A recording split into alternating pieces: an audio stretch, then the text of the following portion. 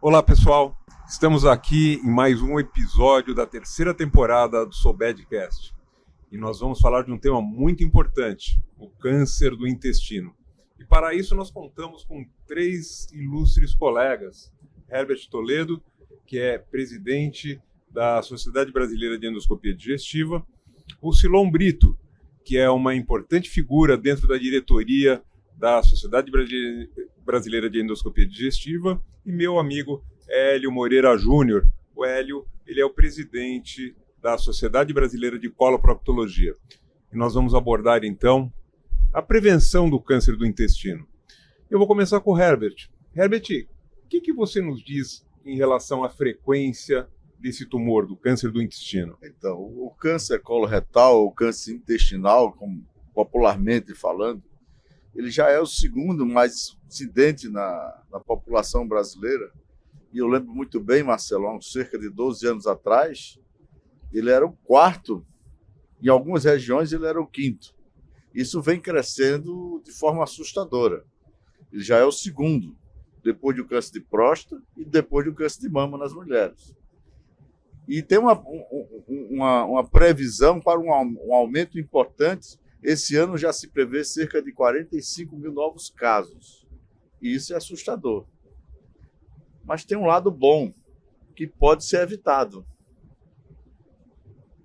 E você sabe muito bem que as três sociedades, a Sociedade Brasileira de Gastroenterologia, a Sociedade de Coloproctologia e a SoBed, vem fazendo um trabalho magnífico tentando sensibilizar a população sobre esse fato. A população precisa estar consciente, nós médicos, de forma geral, não só nós especialistas, precisamos estar conscientes desse tumor, dessa incidência, e o governo federal também. Ações precisam ser feitas. Esse ponto é muito importante, quer dizer, ele é frequente, mas é possível a sua prevenção. E eu pergunto para o Hélio, como que a gente faz a prevenção do câncer do intestino? Quando chega um paciente para você e fala, doutor, eu tenho preocupação disso, eu tenho eventualmente até um antecedente familiar, o que eu posso fazer da minha vida para que eu faça com que o câncer do intestino seja menos frequente? Importante, né, Marcelo, que apesar de ser uma doença que está em ascendência, a prevenção, ela tem que ser pensada antes de surgirem os sintomas. Porque quando o sintoma surge, como perda de sangue nas fezes, ou uma alteração do hábito intestinal, a doença já está instalada. Então a gente tem que tentar encontrar essa doença quando ela ainda é uma doença benigna. E ela aparece na forma de pequenas verrugas que surgem dentro do intestino, que a gente chama de pólipos. E como essas pessoas estão, na maioria das vezes, sem sintomas, a gente tem que tentar buscar na população os fatores de risco que a população tem para desenvolver o câncer de intestino. E aí, só para nominar um exemplo, o fator de risco individual mais importante é a idade. Então, a partir de 45 anos de idade, vai aumentando a incidência de câncer de intestino, e por isso essa faixa da população precisa ter uma atenção maior.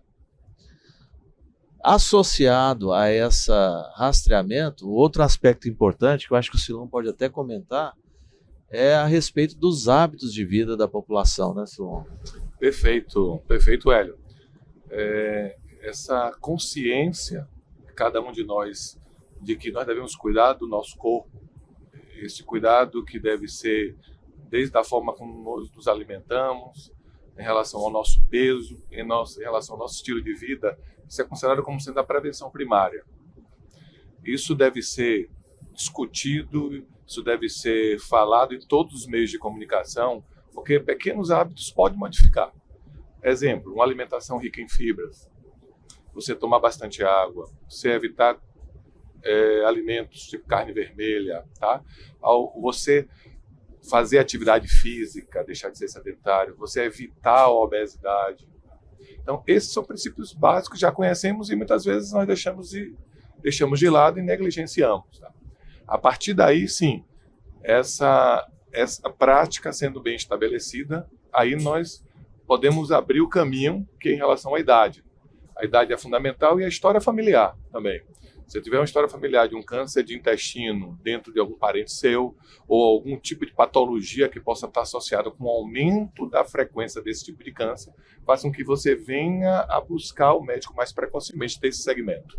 Agora, um dado complementar que chama atenção é que ao longo de sua vida, 1 em cada 25 pacientes vai desenvolver câncer ao longo da sua vida.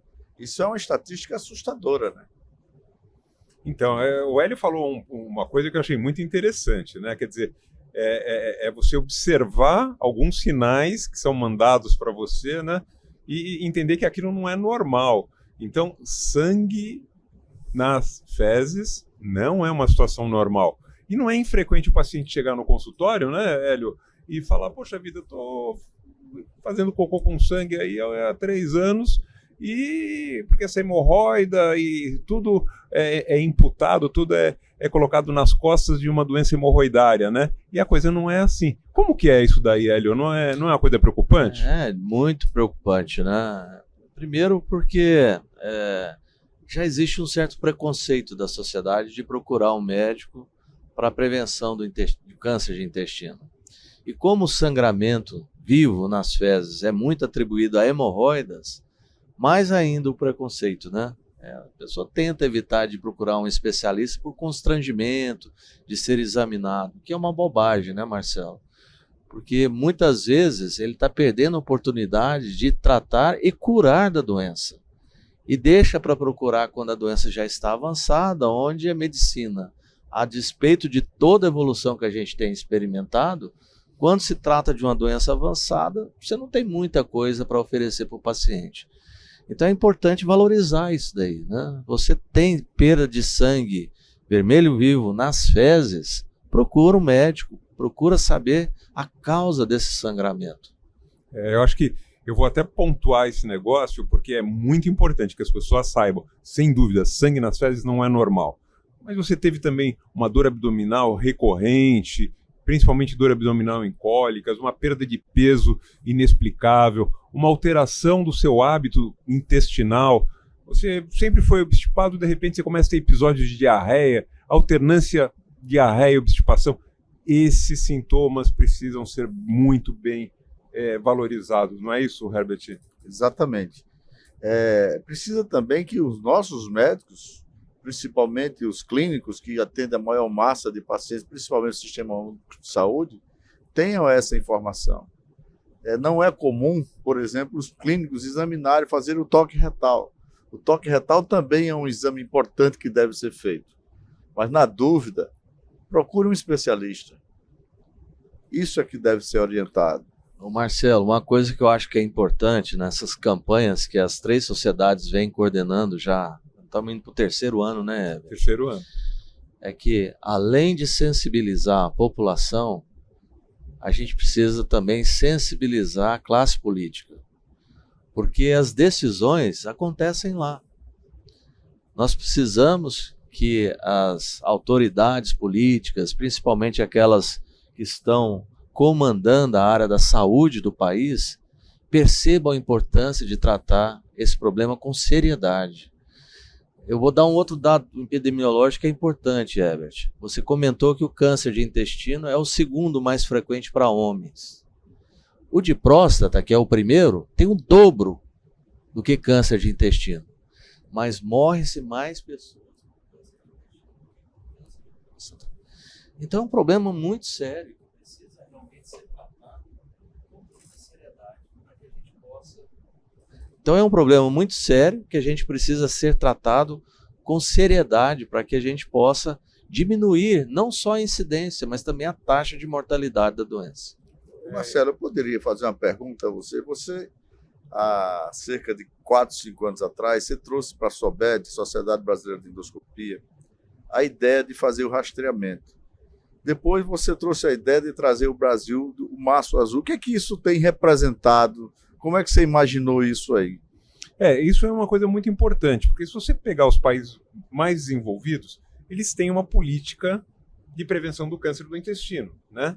E no Brasil, infelizmente, nós não temos. Esse câncer do intestino, ele é investigado de um jeito que nós chamamos de uma forma oportunística, na verdade. Que é isso? É um paciente que chega lá para ver se a pressão dele está alta, e o médico fala: você já fez alguma vez uma colonoscopia? Não, então vamos fazer essa colonoscopia. Isso é uma forma oportunística, não é uma forma organizada, onde as pessoas são orientadas, os médicos são orientados, os profissionais de saúde são orientados, os pacientes também, as pessoas, e que a partir de uma determinada idade, ele precisa ter uma preocupação em detectar, como o Hélio bem disse, aquelas lesões que antecedem o câncer, né, os pólipos, ou mesmo se o câncer já estiver instalado numa fase que ele ainda é passível de cura. Então isso aí é uma coisa muito importante.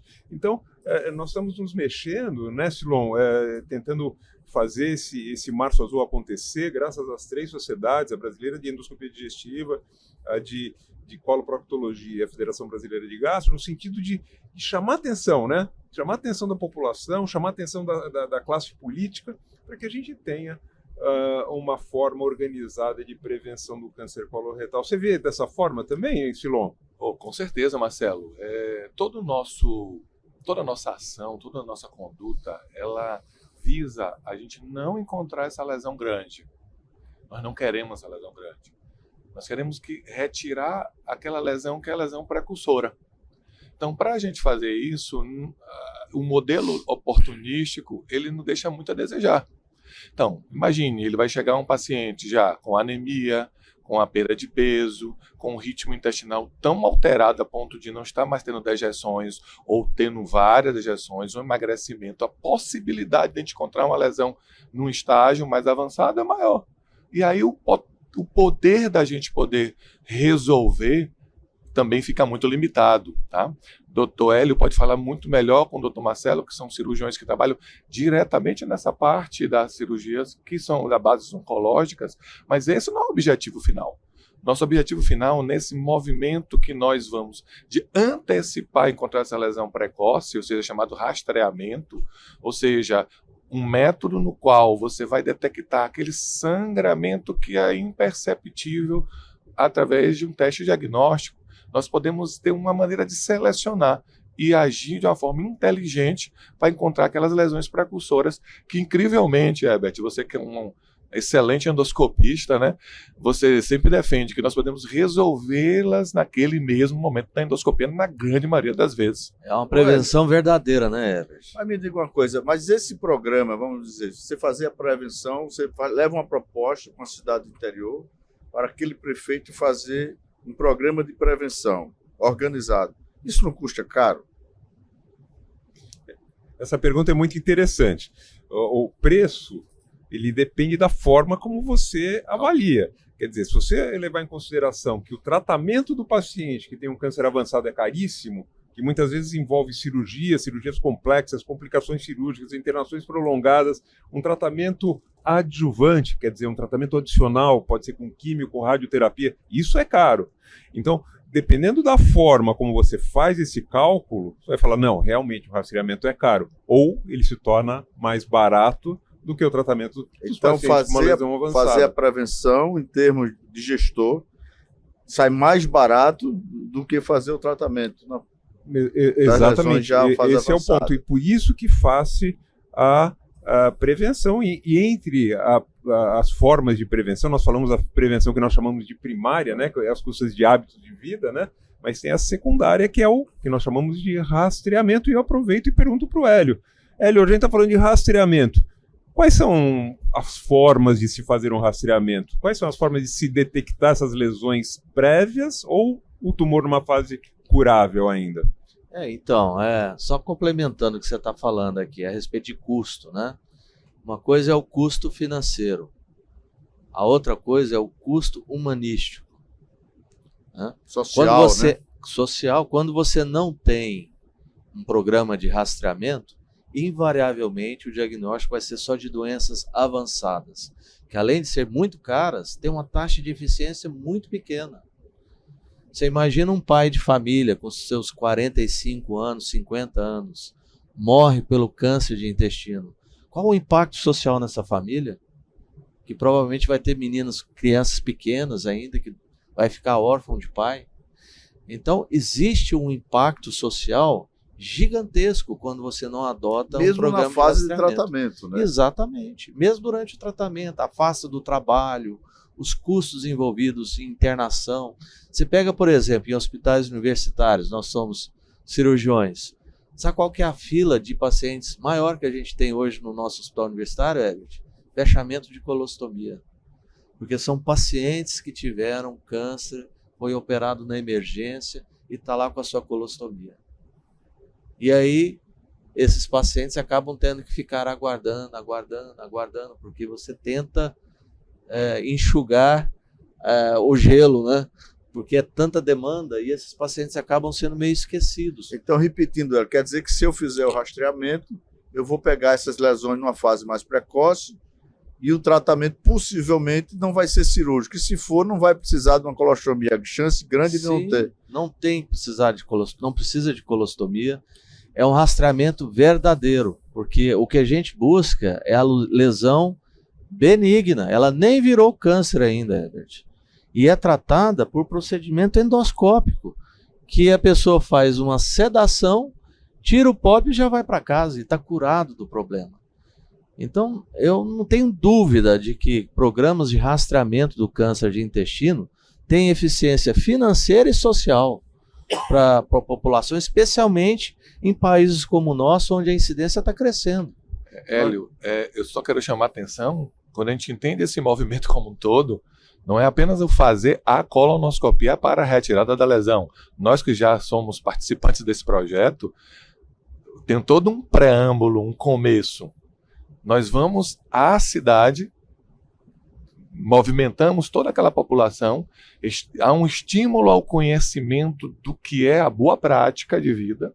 Então, existe a prevenção primária, você vai criar uma consciência naquela comunidade que vai ficar como seu legado ali. Além disso, você vai, de uma certa forma, mobilizar aqueles que vão diretamente no paciente, são os agentes de saúde. Não esqueçam que quem atinge é aquele agente.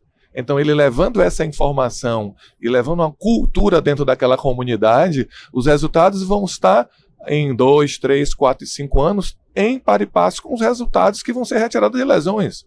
Então, a retirada da lesão após ser detectadas, ela já faz parte de um projeto anterior, que é aquele de consciência da comunidade, de que existe uma doença, essa doença tem que ser tratada com seriedade e que os órgãos públicos precisam dar condições de resolvê-las.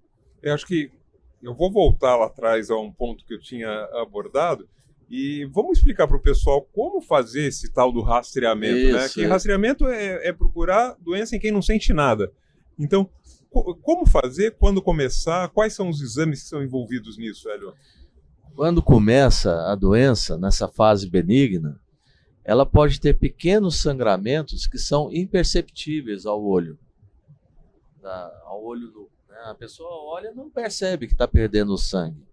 Então, você pegando o grupo de população de maior risco a desenvolver o câncer do intestino, a gente pode iniciar o rastreamento fazendo a pesquisa de sangue oculto nas fezes. É um exame muito simples. A coleta das fezes é feita dentro das próprias unidades de saúde. E aí, qualquer rastro, por menor que seja, de sangue, vai ser detectado por esse método. E aí aqueles que mostram positividade nesse sangue, aí eles merecem uma investigação mais detalhada. E o exame padrão ouro é a realização da colonoscopia. Herbert, o que é uma colonoscopia?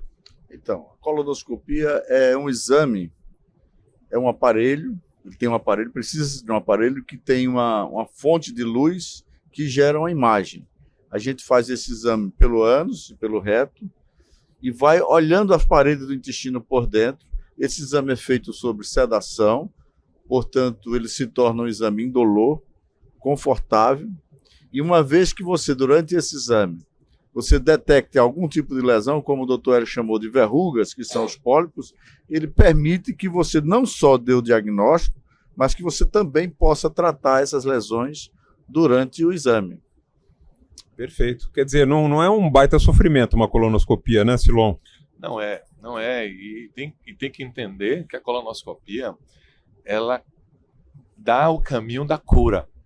Vamos entender, nós não estamos querendo encontrar lesões grandes, são lesões pequenas. É apenas um entendimento simples. O que é que queremos encontrar? É tipo uma verruga. Essa verruga, habitualmente, de cada 10 colonoscopias que venhamos a fazer, nós vamos encontrar em torno de 2 a 4 pessoas, variando de homens, mulheres, de localidades. Maioria dessas pequenas verrugas são abaixo de 1 centímetro. Então, elas são passíveis de ser retiradas naquele momento, através de um laço, por dentro do canal de um aparelho, que é um aparelho tubular, e no qual você retira essa lesão que cicatriza na hora, com baixo potencial de complicações, e aí você vai entrar num processo de evitar que aquela lesão venha a crescer. Ponto. Então, esse é o princípio. A colonoscopia ela vem para retirar essas lesões. Importante entender que uma lesão dessa não é de um dia para outro que ela vai virar câncer. Por isso que é a ideia do rastreamento, de buscar esse paciente. O tempo tem um tempo determinado.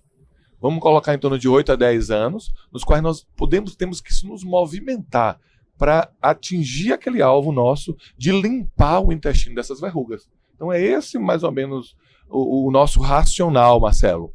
E aí sim, aí eu acho sim, que tem que estimular tanto a prevenção que a gente diz nas mudanças dos hábitos, mas da realização da colonoscopia no momento certo, na hora certa, para que a gente venha atingir o objetivo de acabar com o câncer de intestino. É isso aí. Eu acho que essa reunião está super interessante e eu vou falar algumas coisinhas para concluir a nossa reunião. Eu acho que a mensagem fica aí.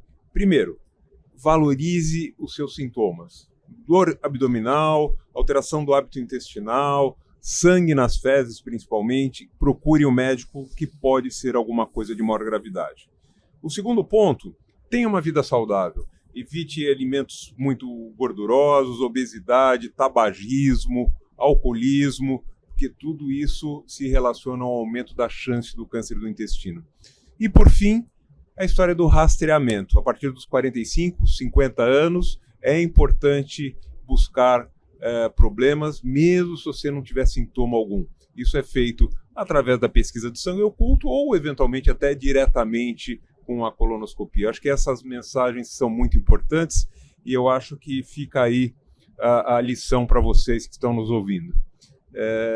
Eu agradeço muito aos 3 amigos que estão aqui e vamos fazer a coisa acontecer dessa forma. Obrigado, pessoal. Obrigado, Marcelo. Valeu, Marcelo. Obrigado.